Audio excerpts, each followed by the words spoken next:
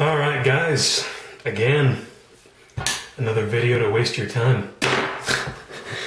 But this is again part of the value build that the prior video was about. The last one was with the Pentium dual core E5700 or E5700. And I think I made a little boo-boo in the last one. I think I said the chipset was G51, something like that. G41. I was off. I just forgot. And this, yep, as you can tell, this will be the motherboard that we'll be using for the value build. It's a Biostar, as you can obviously tell, G41D3C mainboard. And chipset includes DirectX 10 capable graphics. Great, yeah, that came out like, what, 5 years ago? But the point is, I mean, you know, DirectX 10, at least you'll get that. You don't have to get a, you know, 4000 series ATI or anything like that. Well, I mean, then again, I haven't tried this yet, so this is a first look for me as well, but even though this board's been around for a while, I'm sure. So yeah, Biostar G41D3C with the Intel G41 chipset. Supports Core 2 quads, which would be nice if I had one on here, which I don't. Solid capacitors, I don't know if they're Japanese or what, I assume. Dual DDR3, 1333 megahertz. I'm not sure if that's meaning that it only takes that speed at the, you know, maximum, or if we can take more. We'll find out in a little bit. As I said, DirectX 10 graphics capable and BIOS flasher. And yep, that's a USB little drawing right there with the BIOS chip. So yep, that's easy, just like an Asus board I have where you just plug and play a USB flash drive, thumb drive, even a CD, it doesn't matter, with your BIOS file, and boom, flash it right in the BIOS, and easy said and done. And then, well, if you couldn't already tell, I'm in the bathroom, so the lighting's kind of nice in here, so. All right, is there anything else we're missing? Here we go, we got gigabit LAN, or at least I'm assuming it's gigabit LAN. Yeah, 10100. HD audio, I don't know if it's Azalea or what. SATA 2, this is not SATA 3. So you're getting, you know, 3 gigabits per second, not 6. Apparently you can change the BIOS screen, which, yeah, when the post screen, you can put whatever you want. Obviously Windows 7 capable. BIOS relife.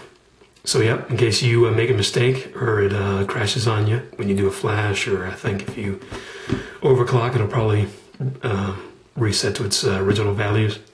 BIOS online update utility, and I guess technical support with their hotline through Biostar. Anything else? Nope, that's pretty much it. So let's, I hope the camera's getting everything. And as I said, this is for the value build, which means this is most likely going to be a value board. And it looks like it is. Why? You got 2 PS2 ports, the VGA, what looks to be 4 USB ports, and your Ethernet. And that is it. Literally. Oh, well, okay, you have your, you know, line in, line out microphone. And those are some weird little holes for that. But, yeah, that's all you get. So if that doesn't say value board, I don't know what does. Got your SATA 2 right here. At least you get 2 of them and not just one. Some only include 1. You know, wait a minute. This comes with an IDE, I believe, so I'm hoping I see an IDE ribbon cable. Oh, user guide, quick installation guide. Oh, and ladies and gentlemen, just like Linus always says, throw this out! And download it from your motherboard manufacturer's website. Oh, I do not get a ribbon cable. That's the end of the world. All right, anti-static bag. Oh, actually feels rather thick. I'm surprised. Maybe not. All right, let's get the box out of the way. Great. Oh, like a little sound effect to your video, huh? All right, we got tape at the bottom. Yep. Come on. Any day now. Imagine it turns out to be all the way over here. Are you kidding me? Thank God. I was about to say the static bag is calling my bluff. Wow, really? Okay. I just thought I noticed something odd, but not really. Oh, great, my CD fell right in the sink. Actually, you know what? Let's set it on top of this. That'd be a lot more like it. Wow, you know what? Holy hell, let me, this is supposed to be micro ATX? Holy crap. I mean, that just seems smaller than usual. I mean, you know, they could be off by a couple centimeters, right? But I mean, I think anymore they just go by how many available slots you have, which, whatever.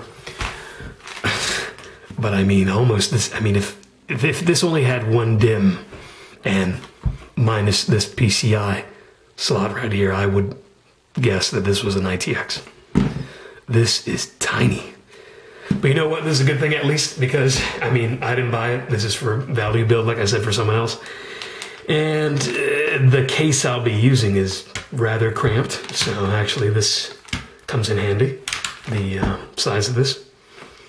I can't believe this is micro ATX. Anyways, so got our two DIMM slots right here for DDR3 1333. One PCI slot, one PCI Express by one PCI Express 16X, which more than likely it's PCI Express 2.0. I really highly doubt it's 3.0.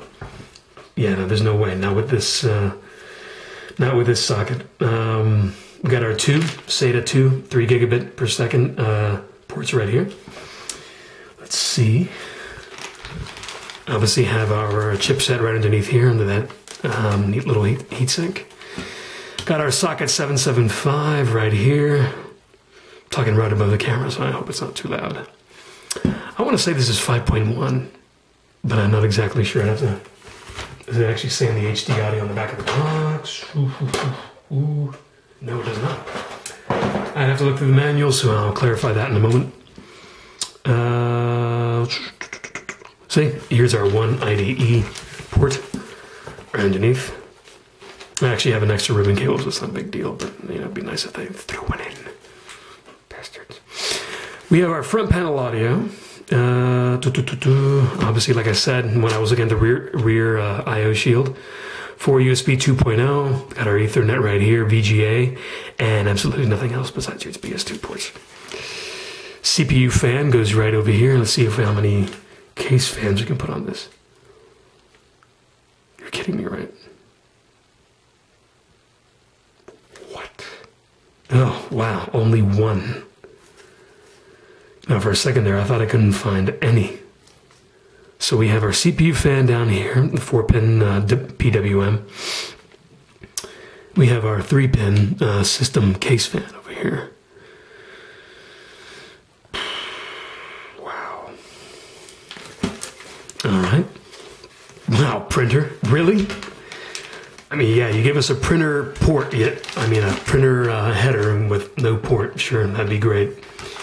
And this one down here is speaker, hard drive LED. Yeah, we have our power LED pins down here and reset for the reset button, and our clear CMOS jumpers right down here as well. Let's see. Anything else I'm missing really? No. Front panel audio, I already said that. Where's our USBs? Okay, right here. Front USB 1 and 2. System fan, I already said that. Yeah, that's pretty much it. I mean, I like the PCB. It's black. Actually, it's not really black. It's more like this turd color.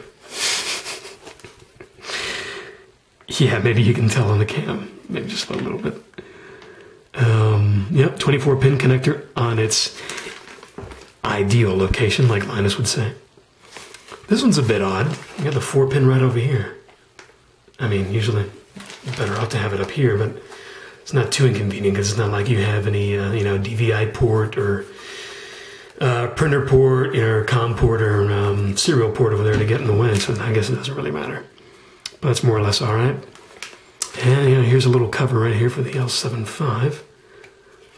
No, I'm not going to take that off right now. It's pointless. But I will show you guys this system once it's done being built. It's not going to be a big deal. I'm not sure if it's eventually going to take a video card or not. It's probably just going to run off the chipset for the time being. Because honestly, I think what this is going to end up being is basically an HD PC. Just in a rather large, old case. So it's just going to be cosmetically unpleasing, but whatever. Alright, so that goes for my unboxing and first look.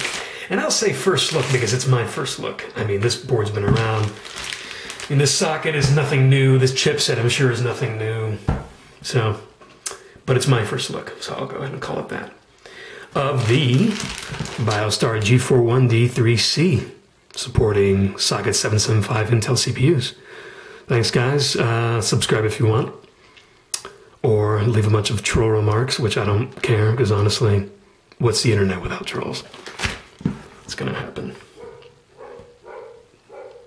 And that's my dog.